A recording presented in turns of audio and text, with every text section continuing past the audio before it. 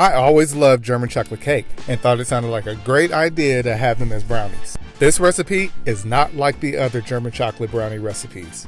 You'll see just how easy and amazing these German chocolate brownies are.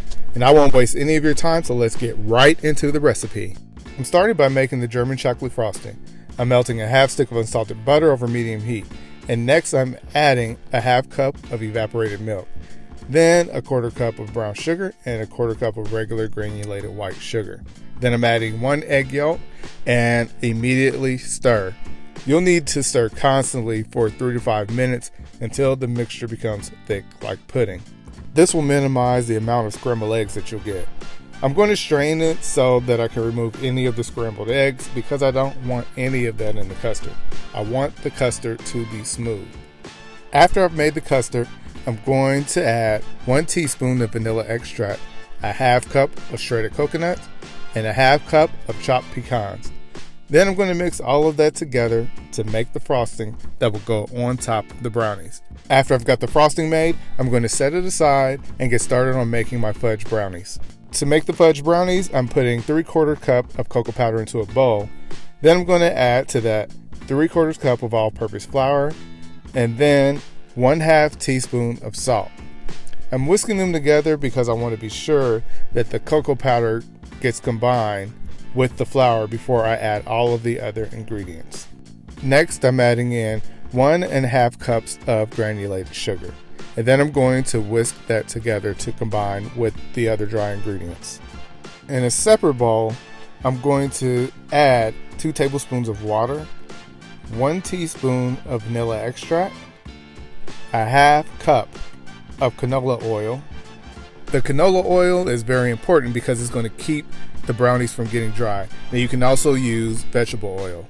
Now I'm going to also add 2 large eggs to that.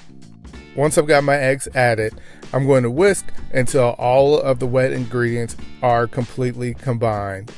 Once I've got my wet ingredients mixed, I'm going to add a half cup of semi-sweet chocolate chips to the dry mix, and then I'm going to pour the wet mixture right into the dry mix.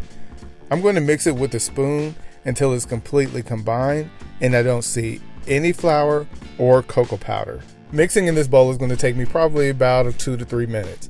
I could also use a stand mixer for this and do it in about 30 seconds. But I already have everything in this one bowl, and that is just one less dish that I would have to wash. Now I'm going to get ready to put the mix into an 8x8 baking dish. But before I do, I want to make sure that my oven is preheated to 325 degrees. I'm going to spray the bottom and the sides of the baking dish with cooking oil. Now you want to make sure that you're using parchment paper to line the bottom of the pan, which I forgot to do until they were in the oven, and by then it was too late. Otherwise you'll struggle to get the brownies out of the pan, and nobody wants to do that. Using an 8x8 baking dish will give you thicker brownies as opposed to using a 9x13, and that's why I use the 8x8. If I wanted to use a 9x13, I would just double the brownie mix because I still want to have thicker brownies and not thin ones.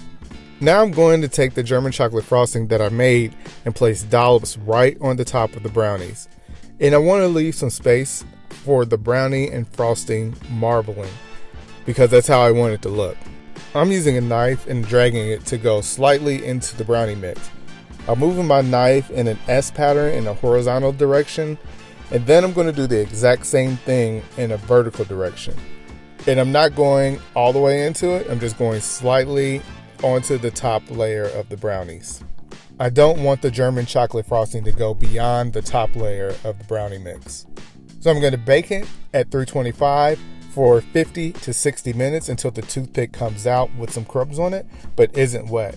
You want to make sure that the toothpick isn't dry, otherwise you would have overbaked the brownies. Just cool them, cut them, and enjoy these rich and delicious German chocolate brownies.